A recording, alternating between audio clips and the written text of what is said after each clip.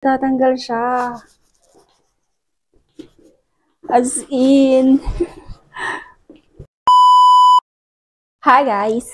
So, meron ako nakita sa Facebook na tinanggal niya yung mga stain ng damit yon, damit. Tapos ganito yung stain niya, ganyan, ganyan.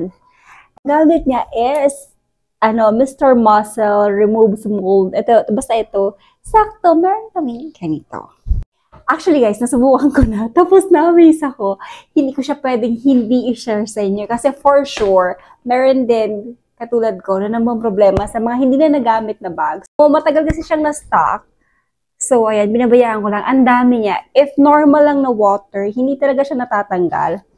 So, buti na lang, nakita ko si ate girl na nagtatanggal ng ganito using this.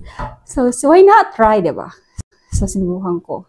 And then, actually, ito the part na to is medyo naka-ano na ako, naka-try na. Dito naman sa, na to, part na to. Meron akong tissue dito. Hindi naman siya pwedeng labhan, diba? So, tissue, basta, lang natin siya. Ano ba tawag yun? Pupunasan. Meron din ako nito. Meron kasi ako mga dogs, so meron talaga ako mga Mr. Muscle. Ewan ko, favorite ko yung Mr. Muscle pagdating sa paglinis ng mga ng mga dogs ko. So, ayan. Ibabad lang natin siya. Guys, napakita ko sa inyo. Uy, teka lang. Paano ba to? Natulo. Okay, issue. Ay! Ay! Ang madali ako kasi natulo. Tingnan nyo. Look how powerful it is.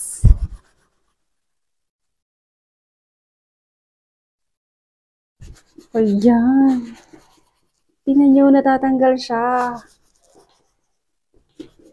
As in. Oh. Oh, tingnan nyo. Natatanggal siya. Oh my God. Alam nyo ba, plano kong ibenta na to kasi parang hindi ko naman siya magagamit na, ganon. Tingnan nyo. Look. Super nice siya. Wait lang. Meron pa dito. Lagyan ulit natin. Tapos ibabad natin siya ng mga ilang seconds. Ganon.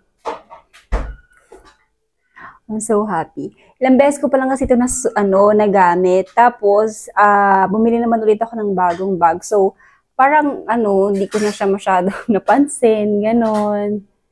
So, natambak. Hindi, nawala sa isip ko na ganito pala yung mangyayari pag hindi na siya nagagamit, pag hindi naayos yung pagkakatabi. Look. Oh my God. Pwede ko na ulit siya magamit. Buti na lang hindi ko siya nabenta.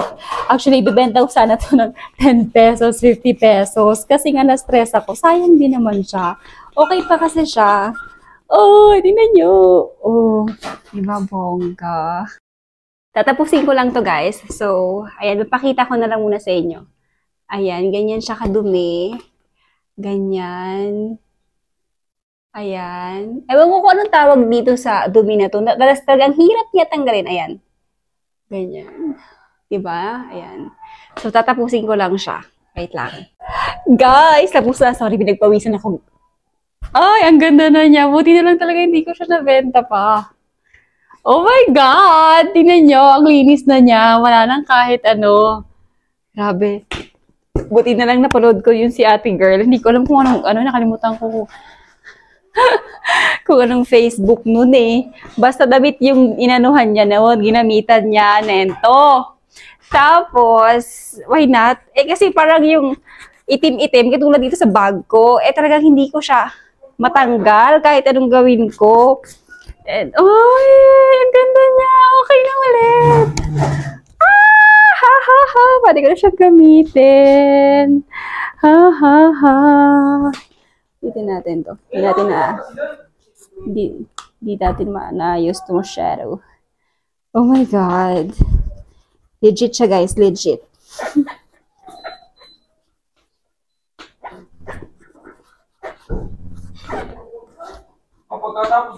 Bye!